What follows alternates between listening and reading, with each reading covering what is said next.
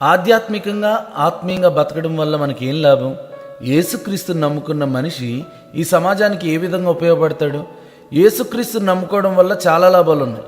కానీ అన్నిటికంటే ఉపయోగకరమైన, సమాజానికి బాధ్యత కలిగిన మనుషులుగా మలిచే విషయం ఏంటంటే, కీర్తన గ్రంథం 103వ కీర్తన 12వ వచనం, పడమటికి తూర్పు ఎంత దూరమో ఆయన మన అతిక్రమములను మనకు అంత దూరపరిచి ఉన్నాడు. ఇంతకు ముందు నువ్వు ఎంత భయంకరమైన పాపపు జీవితాన్ని అయినా కలిగి ఉండొచ్చు.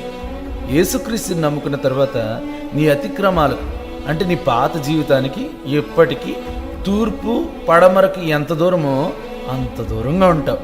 ఎందుకంటే యేసుక్రీస్తుని నమ్ముకున్న వారికి దేవుడు పరిశుద్ధాత్మను బహుమానంగా ఇస్తాడు. పరిశుద్ధాత్మనుగా ప్రతి శరీరంలో ఆత్మ కలిగి ఉంటారు అందరూ. మనకు అర్థమయ్యే భాషలో చెప్పాలంటే, మన ఫోన్ ఎంత విలువైందైనా సరే, సరైన సాఫ్ట్వేర్ లేకపోతే ఫోన్ సరిగా పనిచేయదు. పాపం చేసే మనస్తత్వం లేక ఆత్మ లేక సాఫ్ట్వేర్ మనలో ఉంటే ఎంత డబ్బున్నా ఎంత బలమున్నా వేస్ట్. అది సరి అయిన సాఫ్ట్వేర్ మనలో ఉంటే ఏ తప్పు చేయలేం.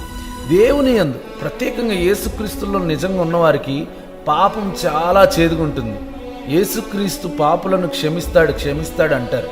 పాపం చేసిన వారిని శిక్షించాలి కదా, క్షమించడం ఏంటి?